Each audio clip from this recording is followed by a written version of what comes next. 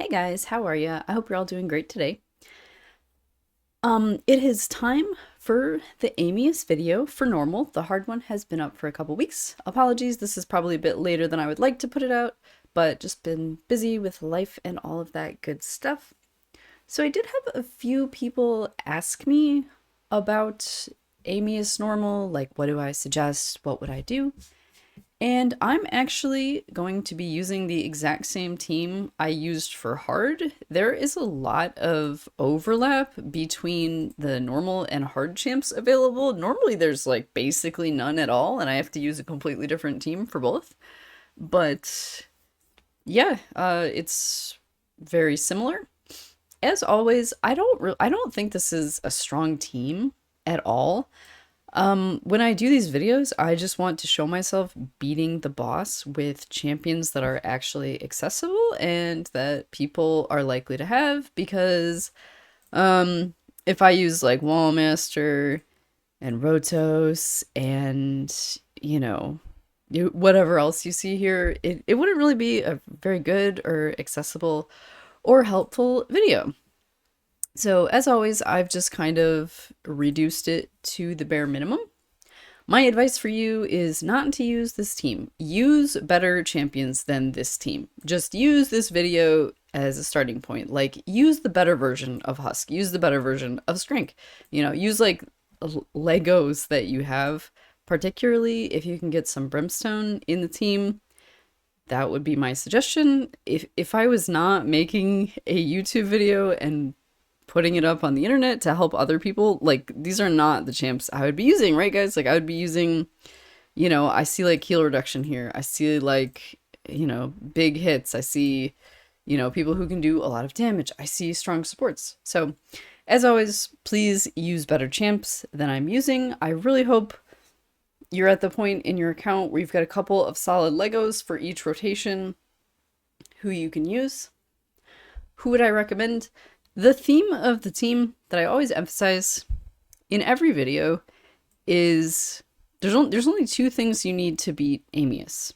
You have to survive, number one, and you have to outdamage his heal.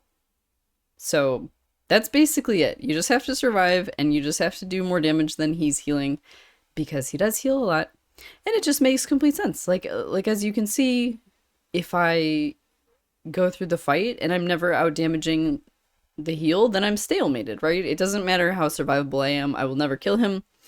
So yeah. And then yeah, a lot of people think you need heal reduction for this fight. You really don't. It definitely makes it easier, but all you have to do is just out damage that heal. So as always, I've got a little recording of my run when I did this. It didn't really take that long. Normally it takes me like, several tries because it is a tough fight. There's RNG involved. Blah, blah, blah. But it was pretty chill. So I like to think that it could be pretty chill for you guys too. So let's take a look-a-roo. Okay, so I always emphasize this in any of my Amius videos. My advice to you is if you're using a Brimstone carrier, which you hopefully have, and then like I said, replace my epics with Lego versions of them, Lego supports, Lego damage dealers, people with Brimstone, people who will stay alive. That's really all you need. In the Amius fight, you don't want super squishy people. You want these people to be able to stay alive while also having a little bit of damage potential. So that's always the types of champions I recommend. Champions I've done it with in the past. Obviously, not all of these are going to be on this rotation. I'm just giving a suggestion of the type of champ you're looking for. I've used people like Artok, Tila Gormain, UDK, just things like this. Like somebody, like for example, Husk, like he's a max HP hitter and he's an HP based champ, so he's not going to die. Ambassador Lethalin, he's a tank. He has some healing, some utility. He's got his taunt, and he's not going to die. Skraank, he can do some damage with his, his HP burn, and I've built him in a way where he's not going to die. So just stuff like that is what you want to think about. So as always, at the beginning of this fight, if you don't get an immediate Brimstone proc, which will then proc on his 2 abilities, as always, I just recommend restarting it. It makes your life so much easier to get those big hits in right away. Set yourself off on the right foot. So I'm sure I'm going to do that here. UDK is actually my fastest champ because I put him in a normal build. And then, yeah, I'm just going to go ahead with the Brimstone. And then remember, the first thing he's going to do is he's going to do a big heal. And then this one is an AoE stun.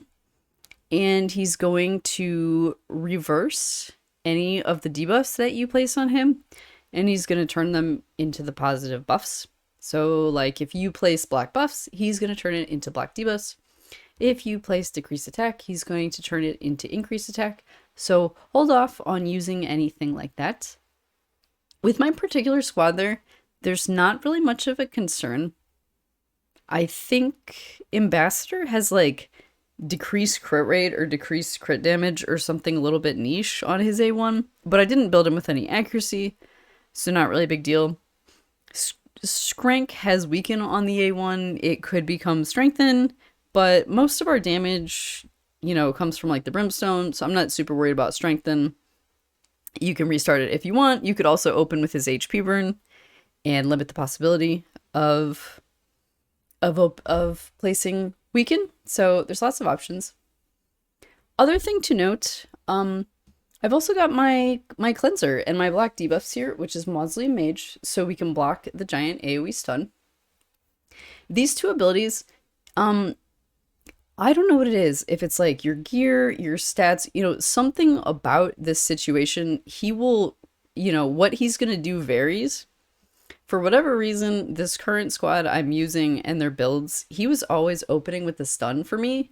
So with Mausoleum Mage, I'm going to go ahead with the black debuffs. But again, depending on the champs that you chose, their gear, you know, whatever, this might not be happening exactly the same. So, and honestly, I would prefer for him to open the heal and then just get that out of the way, and then we can start damaging him. So it's actually, to me, it's actually a little unfortunate that he chose the stun. But what are you going to do?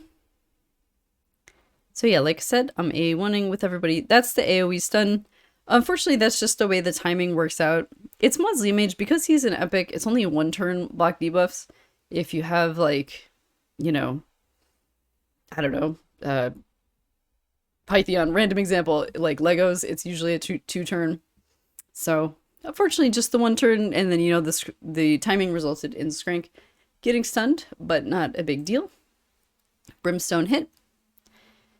And then I know that the heal is going to be next.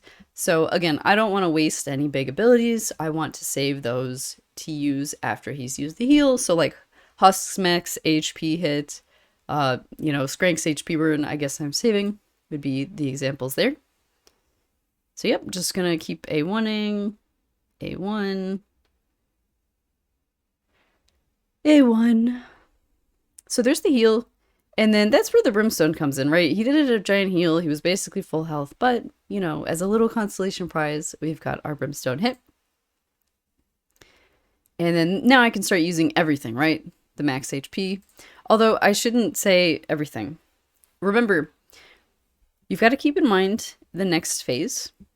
So 2 turns until the next phase. So you have to be really careful with your buffs, because the first thing he's going to do in the next phase is he's going to take all of your buffs and turn them into the negative debuffs. So super fun, lots of reversal during this fight. You need a ton of resistance to resist it too, so I would not expect that you had that much on all of your champs, so it's definitely something to keep in mind. So that's why I'm being kind of cautious with like Mausoleum Mage's, you know, big ability and stuff like that. I think I do go ahead and use, no, I guess I'm just going to A1 with UDK. I was going to say, you can always use that during this part. Like if you feel like your champions are getting hit, you can do that. Just, you know, just make sure to use it when there's at least 2 turns left. And then when there's 1 turn or 0 turns left, go ahead and apply the decrease attack with UDK. That's going to be super helpful, going to stop you from taking a lot of damage going into the next phase when he starts using more AoE abilities. Other thing to note is that if you did pick Skraank for some reason, like I said, I don't necessarily recommend the champ. If you could get like a Lego better version kind of Skraank, that would be ideal with Brimstone. But something else to note, one of the reasons I did pick him out of all of the epics that I could have picked is because he has self-sustain, right? Like his sup on blood or whatever it's called. So it's like a kind of like a leeching ability. So he can basically like heal himself to full HP, and I never have to worry about him. So just save that ability, or you know, if you have any similar champions, just save those heals for when you actually need them. Don't be like over healing people when it's not necessary. So yeah, I'm just gonna heal. Not really any downsides to doing that. He's going into the next form. It looks like the increased attack is gonna get turned into decreased attack. That's completely fine. We don't really care about that. Not where most of our damage is coming from, like we talked about. Okay, so now we're in the next phase. The goal here is to survive. You just have to survive the one hit of his A1, which is, you know, it's ignore defense. It's, the one turn. I think it's a double hit. But you know, it's like ignore defense, ignore shield, blah, blah, blah. All of that stuff that we love so very much. So you've just got to survive that. So what I'm going to do during this part, and I've actually used this champion in several rotations now. It's like a new fave for me. So with Ambassador Lethalin, I am going to put the taunt on UDK. And again, you don't have to use UDK. You can use whoever you want. But basically, you just want him to be targeting your tankiest champion at this point. You know, somebody who can survive these hits. That's what you want. So I'm going to put the taunt on UDK. And we'll see what else happens. Taunt on UDK. Just keep A1ing. You can use the get comfy everybody there. That's okay to use. A1s. A1s. A1s. Again, you could have used Ambassador Lethalin's heal if you needed it, but I would kind of rather get out the damage. No one was really weak, so go ahead. And then, yep, UDK tanked the hits. You can use abilities with strength. Something that you do have to keep in mind during this part is that you always have to keep in mind the juxtaposition of the two phases. So in a moment, you know, when this turn meter fills, he's going back into the first phase. So you've got to keep that in mind again. So you don't want to place any debuffs that are going to linger. Like you don't want to place block buffs, decreased attack, stuff like that right now, because it's going to get turned into the opposite buff. And it's really devastating when he gets those. Fortunately, this team I'm using, I don't really have anything that's like a big deal. There's really just the weaken and, you know, the crit damage or crit rate or whatever it is. I can't even remember. So fortunately, you know, it's pretty low pressure. And then obviously we had already used the decreased attack earlier, so that's not up. But yeah, just be careful what you do. Any reversible buffs will get reversed going back into the first phase. So keep that in mind. I got the Brimstone proc there. That's good, because then it's going to be used on his two abilities right away in the next form. So just keep A1ing or whatever you think you need. I probably should have saved that ability with Skraank. And then, yeah, so he did open with the heal. Like I said, I don't know why he does what he does. I could not tell you, but... And then, so I've applied the block debuffs for the next ability, which is the stun, and the reversal of the debuffs into positive buffs, should there be any. Hopefully not. All right. And then, yeah, unfortunately, this is just kind of a timing thing. You know, like just the speeds of my champ, the speeds of him. Unfortunately, with the one turn block debuffs, several people did end up getting stunned, but, you know, we mitigated as much as we could. It's not a big deal. No point worrying about it. Another Brimstone hit. And then I figured I would just cleanse him, you know, just so we can get some more damage on him right now, because this is a great time to do that when we don't have to worry about the other two abilities. You can use, like I said, if there's 2 turns, you can use the get comfy, everybody, to help your team negate the damage of his A1, because that's his A1 in this form. It's a big AoE. So yeah, if you can negate that, you know, stop people from getting weak, that's always good. And then again, careful with your buffs. You don't want those. It actually does look like a lot of these UDK ones might be lingering, unfortunately, but that's okay. Again, it's nothing devastating. In this phase, the debuffs that are really devastating to have applied is if you have increased defense, it obviously gets turned into decreased defense. And if you have strengthen, it gets turned into weaken. So just imagine if he's using this giant AoE ability on you and you have decreased defense and weaken. So that's when it gets really devastating. If you have like, you know, some kind of like minor debuffs, like this is, what is this? Heal reduction, you know, like decreased attack. Those aren't like run killers. It's really those like decreased defense and weaken. Those are the ones that'll kill you. And plus I can actually cleanse these with Mausoleum Mage. So I'm not super worried about it. Depending on your roster, you may be more or less worried about it. And then again, this is just like a pattern, right? Apply that to UDK. You know, use whatever else you got on everybody else. Looks like it's mostly A1s for the time being. He tanks the damage. Everything's fine. Can do a little heal with Ambassador Lethalin. Get that HP burn applied. Get everybody kind of healed up. It's fine to use the shield and stuff right now. That could help you going into the next phase when he uses the big heal ability. And then, yeah. So yeah, he chose to do the heal again. It would have been really nice to get a Brimstone proc there. Honestly, I think I was a little unlucky with Brimstone procs. I remember like being mildly annoyed with it when I was doing this. So hopefully you have better luck than me. And again, if you can have multiple Brimstone carriers, that's really helpful. Also, the level of the Brimstone does not matter at all. He can't remove it. It really doesn't matter.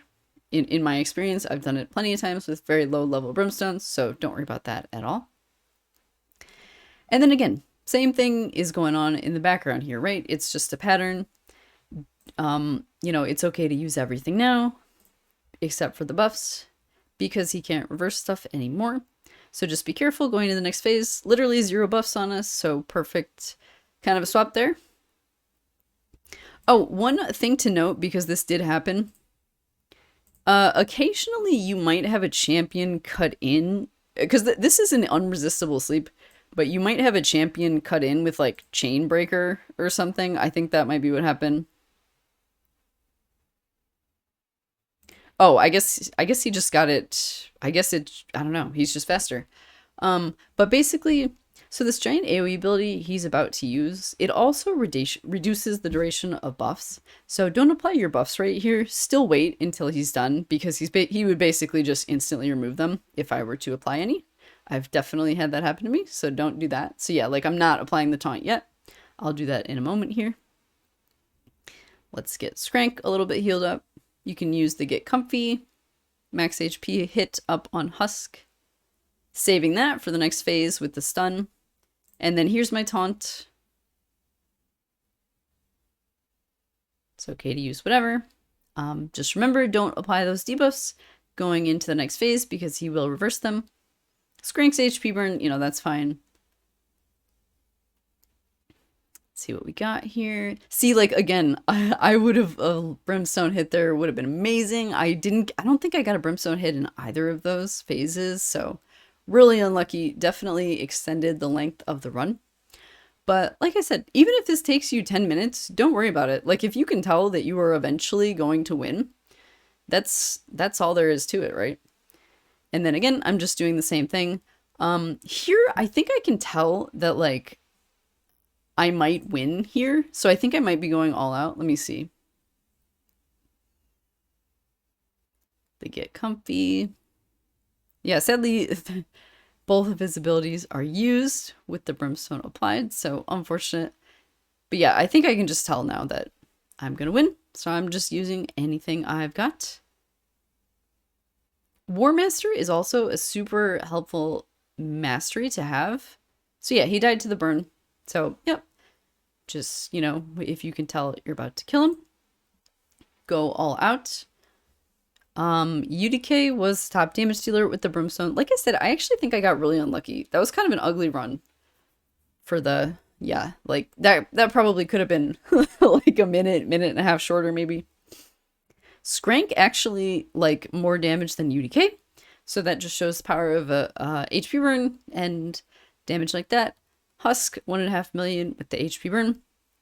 And then, like I said, don't sleep on that War Master. That's super, super helpful because it's percent base damage. So, you know, your support can hit him for that number no matter what. And that's really nice to have for these two. So, yeah, I always master champs. If I'm going to use them in an Amius fight, I always master them. Super helpful. So, okay, that was the win. You can get a bunch of garbage 5-star gear that you can sell. I didn't even notice this until today. You get an epic book. That's so bad. But nonetheless, so as always, we'll take a look at the builds and you can see what kind of stats you might be shooting for. All right, so I am using a non-standard UDK build. My normal one, you know, has like 1 million res and he's super slow and in stone skin, you know, the standard UDK type of build that we've all come to know and love and not find annoying in any way. This is just my like Molly Tankards build or something. Yeah, it's just my Molly Tankard build. It was just a tank who I knew had enough accuracy to apply the brimstone, basically. You know, there's no meaning to it outside of that. You know, if you need more on any stats, go for HP, just because that one ability is ignore defense, right? So doubling, you know, like having a crap ton of defense doesn't really help you if you're dying on your person who's tanking the ignore defense ability. Definitely put HP. This is actually like a pretty chill build. Like it has like accuracy chest and stuff. And again, if your awakening is not this high, don't worry. It's in my experience doing these videos, it's not a huge deal. It's not anywhere as big of a deal as people like to make it out to be. I've done it with low awakening champs a million times. So yeah, that was my UDK. Obviously, you know, most important thing is being fast enough to be in an endgame fight, and then enough accuracy to apply the brimstone and decrease attack. Those are really crucial. And then, of course, just staying alive. Everybody else is epics, so let's scroll down. Mausoleum Mage, this is a really good champ. One of my favorite epics for sure. He's just in a shield set because that's, you know, just whatever I had. Not necessary for the fight. And then, yeah, like I said, if you can get War Master on these supports and things, that's genuinely a huge help with damage. So nothing crazy going on here. It's like a mid-game, maybe even early game Mausoleum Mage build. Next person is Skraank. He probably has like a couple of HP items on. I guess it's just the ring, maybe. Yeah, so again, just if you choose to use this champ, just make sure you can stay alive. Most of the damage is coming from the burn. So, you know, if like you had to, you know, remove your crit damage gloves or whatever, it's really not a big deal. Have enough accuracy. I believe it's 450 for this fight. I say as I'm looking at this with 380. Let me see, do I have an area bonus?